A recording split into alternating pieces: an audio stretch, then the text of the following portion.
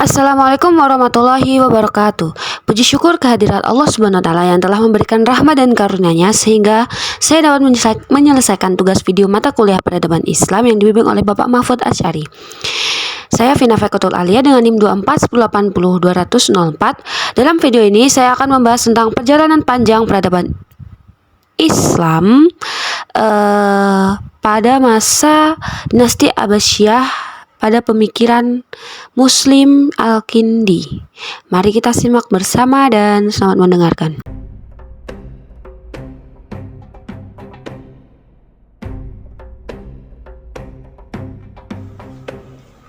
Pada abad ke-8 Masehi, dunia Islam memasuki masa yang penuh cahaya dan kebijaksanaan. Di bawah kekuasaan dinasti Abbasiyah, peradaban Islam mencapai puncak keemasannya. Baghdad menjadi jantung dunia, tempat ilmu, budaya, dan agama bersatu dalam harmoni. Dari kota inilah lahir para ilmuwan dan cendekiawan besar seperti Al-Khwarizmi, Ibnu Sina, dan Al-Farabi. Namun, di antara mereka itu ada satu nama yang menjadi pelopor atau pembuka jalan bagi para filsuf Islam berikutnya. Al-Kindi adalah sang filsuf Arab pertama pada dinasti Abbasiyah. Latar belakang dinasti Abbasiyah. Setelah runtuhnya dinasti Umayyah pada tahun 750 Masehi, muncul kekuatan baru dalam dunia Islam yang dikenal sebagai dinasti Abbasiyah. Dengan masa pemerintahan yang berlangsung cukup lama, yaitu sekitar 508 tahun dari tahun 750 Masehi hingga ke 1258 Masehi. Dinasti ini berakhir ketika Baghdad itu ditaklukkan oleh pasukan Mongol di bawah pimpinan Hulagu Khan pada tahun 1250 Masehi dan sekaligus menjadi akhir kekuasaan besar Khalifah Abbasiyah di Baghdad. Nah, dinasti Abbasiyah itu didirikan oleh Abdullah As-Saffah, keturunan dari Abbas bin Abdul Muthalib, paman Nabi Muhammad SAW. Mereka memindahkan pusat pemerintahan dari Damaskus ke Baghdad, kota Megah yang dibangun oleh Khalifah Al-Mansur pada tahun 762 Masehi dan dijuluki Madinat As-Salam atau kota kedamaian. Letaknya yang strategis menjadikan Baghdad itu pusat perdagangan dan pertemuan berbagai budaya dunia. Pada masa pemerintahan Harun Ar-Rasyid dan Al-Ma'mun, dinasti Abbasiyah itu mencapai masa keemasan. Ilmu pengetahuan, sastra, dan filsafat itu berkembang pesat. Berdirilah lembaga terkenal yaitu Baitul Hikmah atau House of Wisdom. Tempat para ilmuwan itu menerjemahkan karya-karya Yunani, Persia, dan India ke dalam bahasa Arab. Nah, dari sinilah muncul para cendekiawan besar kayak seperti Al-Khwarizmi tadi, Jabir bin Hayyan, Ibnu Sina, Al-Farabi, dan Al-Kindi yang pemikirannya itu berpengaruh hingga ke dunia barat. Dinasti Abbasiyah itu bukan hanya pusat pemerintahan, tetapi juga simbol kejayaan Islam di bidang ilmu dan kebudayaan. Mereka itu membuktikan bahwa kemajuan peradaban Islam itu lahir dari perpaduan antara iman dan akal, antara wahyu dan ilmu pengetahuan, menjadikan Baghdad itu sebagai cahaya ilmu yang menerangi dunia selama berabad-abad.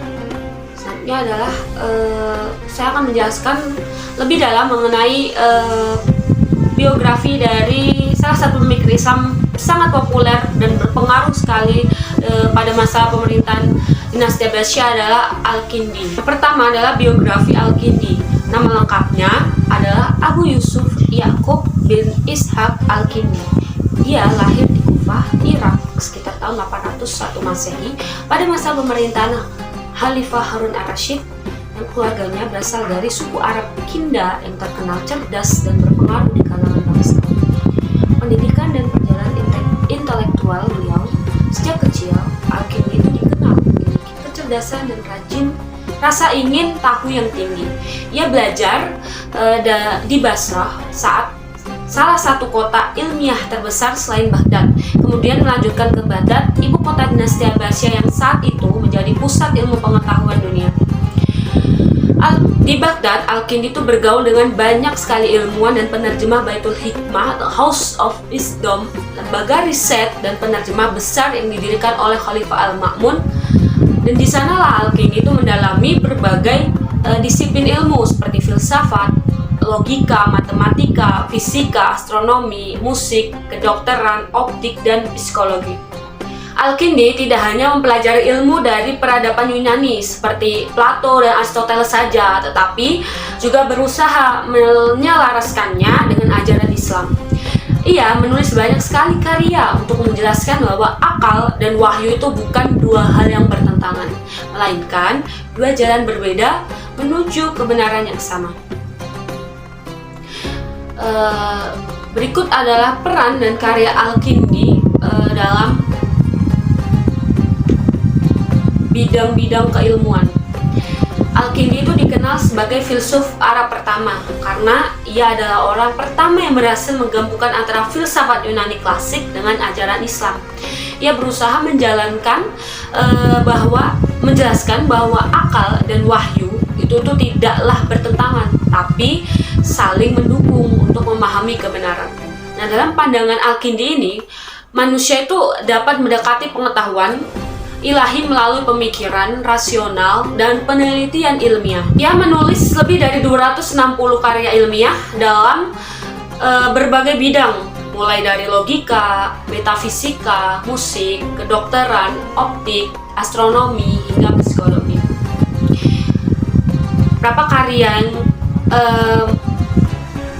terkenal dari beliau itu antara lain ada Falsafah Al-Ula, yaitu filsafat pertama yang membahas tentang hakikat wujud dan penciptaan alam semesta. Selanjutnya ada Risalah fi Al-Aqi, yaitu risalah tentang akal, menjelaskan jenis-jenis akal dan bagaimana manusia itu menggunakan akalnya untuk memahami kebenaran. Selanjutnya adalah ada Kitab fi Al-Jama' wa Al-Tafriq, yaitu tentang musik dan hubungan antara harmoni nada dengan matematika. Selanjutnya ada Kitab Al-Khusus Al-Tabiyah, yaitu membahas teori kedokteran dan pengaruh emosi terhadap kesehatan tubuh. Selanjutnya adalah kontribusi dan pemikiran Al-Kindi. Di bidang filsafat dan agama, Al-Kindi itu berpendapat bahwa kebenaran dalam agama dan filsafat itu berasal dari sumber yang sama, yaitu Allah Subhanahu wa Ta'ala. Ia menolak pandangan bahwa berpikir rasional dapat menentang ajaran agama. Sebaliknya, yaitu menegaskan bahwa akal itu adalah anugerah Tuhan untuk membantu manusia itu untuk memahami wahyu. Pemikiran itu menjadi dasar bagi para filsuf Islam setelahnya seperti Al-Farabi dan Ibnu Sina. Jadi Al-Kindi itu menjadi patokan bagi ilmuwan-ilmuwan lain setelahnya. Terus yang kedua itu pada bidang matematika dan astronomi. Nah, Al-Kindi itu juga seorang ahli matematika dan astronom juga. Ia itu menerapkan prinsip bahwa matematika itu untuk menjelaskan berbagai fenomena alam. Bahkan ia tuh adalah orang pertama yang menggunakan teori bilangan untuk menguraikan hubungan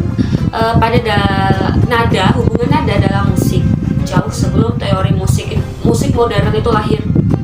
Nah, dalam astronomi yaitu mempelajari gerakan bintang dan berupaya menjelaskan sistem tata surya berdasarkan prinsip-prinsip rasional, bukan hanya sekedar mitos.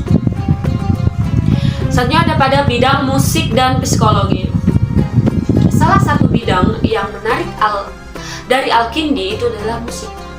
Ia itu menulis banyak sekali karya tentang pengaruh musik terhadap jiwa manusia, menjelaskan bagaimana irama itu dapat mempengaruhi suasana hati manusia. Pemikirannya itu membuatnya disebut sebagai pelopor psikologi musik. Selanjutnya pada bidang optik dan ilmu alam. Nah, dalam bidang optik, Al-Kindi itu menulis risalah tentang cahaya dan warna yang kemudian menjadi dasar bagi ilmuwan setelahnya, seperti Ibnu Al-Haytham.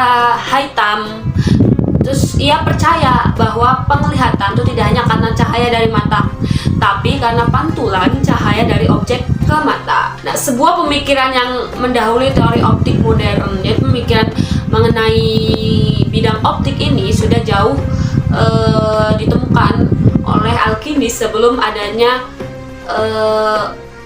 teori optik modern. Tantangan dan akhir hidup dari pemikir Muslim yaitu Al-Kindi. Meskipun memiliki pengaruh besar, Al-Kindi itu juga menghadapi banyak sekali tantangan. Pada masa pemerintahan Khalifah Al-Mutawakkil, dukungan terhadap ilmu filsafat itu mulai menurun. Al-Kindi bahkan sempat disingkirkan dari istana dan karyanya itu disita. Namun setelah beberapa waktu, ia kembali diakui lagi sebagai ilmuwan besar dan tetap dihormati oleh para cendekiawan. Al-Kindi wafat sekitar tahun 673 Masehi dan meninggalkan warisan ilmu yang abadi. Pengaruh dan warisan dari Al-Kindi ini menjadi jembatan antara filsafat Yunani dan filsafat Islam.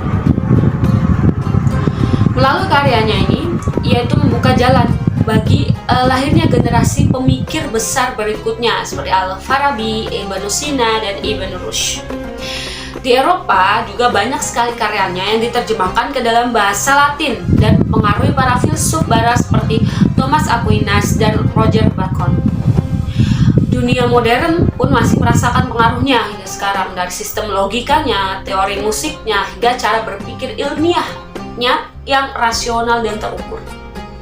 Di kesimpulannya dari cerita yang aku sampaikan adalah Al-Kindi itu bukan hanya seorang ilmuwan, tetapi juga seorang pemikir yang mengajarkan bahwa ilmu pengetahuan adalah jalan menuju pemahaman akan kebesaran Tuhan.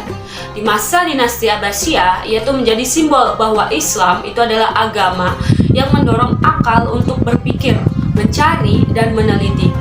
Dari Baghdad, cahaya pemikirannya menyinari dunia, meninggalkan pesan yang abadi. Jadi ilmu itu adalah karunia ilahi. Dengan ilmu manusia itu mengenal Tuhannya, dan dengan akal manusia itu mengenal kebenaran. Di warisan Al-Kindi itu mengajarkan kepada kita bahwa kejayaan peradaban Islam itu tidak hanya lahir dari pedang dan kekuasaan, tetapi dari akal, iman, dan cinta terhadap ilmu.